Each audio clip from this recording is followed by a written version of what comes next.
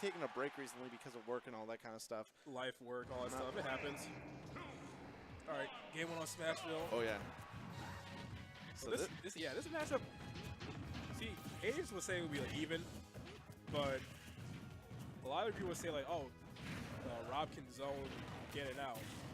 Yeah, but it's hard to do when 8 inches is just so good at breaking zone like that because he utilizes Ganon's tool set to his advantage and doesn't really respect a whole lot of Rob's projectiles and the setups that ToadKing gets, because that's one thing that ToadKing's really good at. He is very good at using gyro, as you know you should be when you're using Rob. And when you're playing Ganon, you gotta be used to like people trying to zone you out and like camp you. Oh yeah.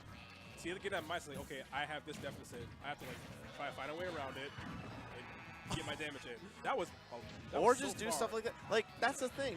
8 inches has so many whiff punches in his pocket that you can't really contest him when he's throwing out a move, because that will happen. If you try, then you're gonna get on the end of something a whole lot worse. Like down throw up air, not killing because no rage in Ganon's heavy. Yeah. This is like not even that high. See right here, it just can just no, not a high enough percent to confirm. This probably will do it though. Oh, he's trying to go for air dodge. Banking on the air dodge. Yep. Yeah, no, he had nowhere else to go. Yeah, that's rough. Like that's really kind of the life of Ganon in this matchup, where if he's off stage, then Rob can do. Oh my lord! Okay, that was scary. 8 inches is just scaring me whenever he goes. Because that's the thing. Like ToadKing normally is a very methodical player and does a really good job of setting up the wall. But the thing is, 8 inches, he's such a patient player, and he knows when he has kind of an advantage state mentally. He just goes for it, and it just breaks the wall down. And he knows where you're scared to. Oh my lord. Okay, so unless he gets a little bit too... He said no. He's like, he said no. Not today. The old-fashioned...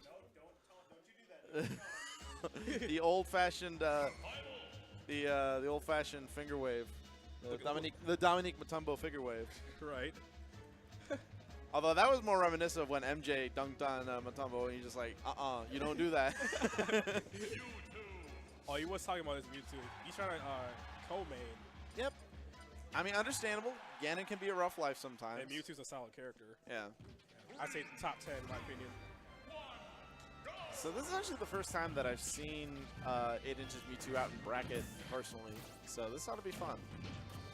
I've seen it in friendlies, but I have not seen it on like stream or like bracket. I can immediately see the game plan that 8 inches is going to be going for. He wants that reflect to kind of better deal with gyro, because that's one thing. When ToadKing is playing his style, he kind of plays Rob in a turtle kind of style, where he's going to throw out gyro and wait for you to commit to an option.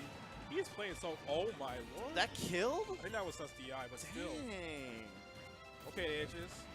Right out the gate, you can see the changes that he's been making to his playstyle, and it's suiting, kind of tearing down ToadKing style. Like, okay, I'm just gonna get out gyro and wait for an option. He's just like hanging back. He plays the game so well. Like, okay. Look at, and also these combos are fresh too. Yeah, ToadKing looks kind of lost at this point. He's playing like Rose from Street Fighter. I had to make a Street Fighter reference. I'm sorry. I'm so sorry. Well, I mean, yeah, he's basically just kind of playing the fundamentals game. He's been staying really grounded, only been challenging ToadKing when he's been in the air. ToadKing has not been approaching with Nair a whole lot because 8 inches has just been punishing him anytime that he tries to jump at him. He's playing so... Oh, that could be a potential combo after that gyro. But he's playing so clean right now. No up throw. Yeah, I was saying, Rob is heavy. That's up throw's not going to be killing until probably now, right? He can't block because yeah, shield poker. Oh, jeez. The toes. Jeez. The dunk. Twinkle toes. Wow. Yeah, so that kind of ferocity that he brings to his punish game from Ganon, that's still very much present in his Mewtwo. That's pretty good. And his footsie game carried over to Mewtwo also. Yeah. In fact, if anything, the character switch benefited him more because just of how Mewtwo's tool set worked, it benefits him just kind of playing the game from that kind of mindset. They both have good reach. Yeah. With their because all you can do is you can just rely on your pokes and not have to worry about it, especially against Rob, who just kind of like Diddy, depends a lot on setting up a projectile and using that to get your damage. And having a reflector and like down tilt canceling out gyro, that's such a good, like, crucial tool in this matchup. See what I mean? Like, you can't, like, ToadKing can't do like his normal, normal neutral. Oh. Yeah, this is what a complete shutdown usually looks like in this matchup, where it's Mewtwo kind of maintaining the advantage, being at a space where Rob really can't punish anything, and also being in a space where Gyro is kind of ineffective because he can either reflect it or throw out a button to kind of negate it. Like that, right there. Hey, who haven't seen or ToadKing could come in with the cheese. The aged cheese. That side. I have not seen a Rob use a side beat to kill like that. Okay. That's literally the 4 glory strat. Ignition 110. We live. Wow. Oh my god. I mean, it worked though. Yeah, 8 inches was getting a little bit too overzealous with the shadow ball placement. So why not? You caught him slipping and died at what, 50? Somewhere Yeah. in that range. All right, he's starting to get his grabs now. I think that oh, that was scary. Man. If I'm pretty sure if ToadKing would have just let that down throw rip. yeah, if he would have just let it rip, that probably would have killed. That's not killing. No, it's Battlefield, and Rob's really heavy. He's gonna be living for a little bit longer. The next one should. Oh, see, he's trying Again. to shield poke though, or he just dropped shield because he didn't know the amount of active frames on the. Oh my god. He thought it would cross up. That's why he went for that grab that way.